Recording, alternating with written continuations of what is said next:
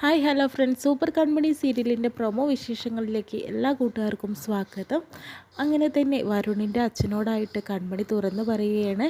വരുണിനെ ഗുണ്ടകളൊന്നുമല്ല അച്ഛൻ ആക്രമിച്ചത്, പകരം ഞാനാണെന്ന രീതിയിലൊക്കെ പറഞ്ഞു കൊടുക്കുന്നുണ്ട്. കാരണം വരുണുമായിട്ട് ഒത്ത് ഇനി പോകാനായിട്ട് തനിക്ക് സാധിക്കില്ല എന്ന രീതിയിലാണ് കൺമണി പറഞ്ഞുകൊണ്ടിരിക്കുന്നത്. പിന്നെ മാനസയാണ് കേട്ടോ കാണിക്കുന്നത്. വിദ്യ മാനസയെ വിളിച്ചിട്ട് ഓരോ ഏഷണി പറഞ്ഞു കൊടുക്കുകയാണ് ചെയ്യുന്നത്. അപ്പോൾ മാനസ പറയുന്നുണ്ട്, അവളെ ഞാൻ അലികയിൽ നിന്ന് തന്നെ പുറത്താക്കും, നീ കണ്ടോ എന്ന് പറയുന്നു. അവളുടെ ഉറക്കം ഞാൻ കെടുത്തെന്ന് പറയുമ്പോൾ വിദ്യ നേരെ തിരിച്ച് പറയുന്നുണ്ട്, മേഡത്തിൻ്റെ ഉറക്കമാണ് പോവുക എന്നാണ് എനിക്ക് തോന്നുന്നത് എന്ന രീതിയിലൊക്കെ സംസാരിക്കുന്നുണ്ട് കേട്ടോ.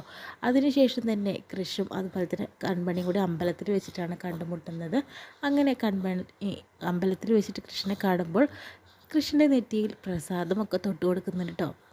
വളരെ പ്രേമത്തോടു കൂടി തന്നെയാണ് കൃഷ്ണൻ്റെ നെറ്റിയിൽ കൺമണി ഒരു ചന്ദനമൊക്കെ ചാർത്തി കൊടുക്കുന്നത്.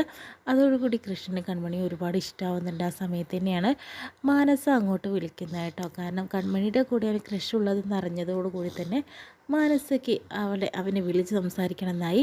അങ്ങനെ വിളിക്കുമ്പോഴത്തേനും ഒരുപാട് ഭരിക്കുന്ന രീതിയിലാണ് കൃഷ്ണനോട് സംസാരിക്കുന്നത്.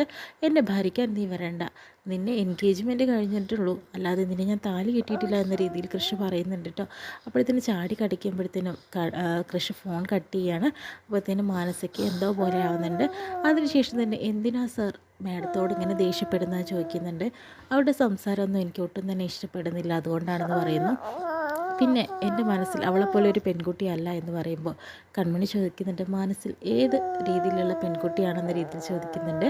എൻ്റെ മനസ്സിൽ ഒരേ ഒരാളുള്ളൂ, അതെൻ്റെ കൺമണിയാണെന്ന രീതിയിലൊക്കെ കൃഷ് തുറന്നു പറയാട്ടോ ചെയ്യുന്നത്. ഇത്രയും കാണിച്ചുകൊണ്ടാണ് ഇന്നത്തെ നല്ലൊരു പ്രമോ വിശേഷങ്ങൾ കഴിയുന്നത്. എന്തായാലും നല്ലൊരു എപ്പിസോഡിന് വേണ്ടി നമുക്ക് വെയിറ്റ് ചെയ്യാം.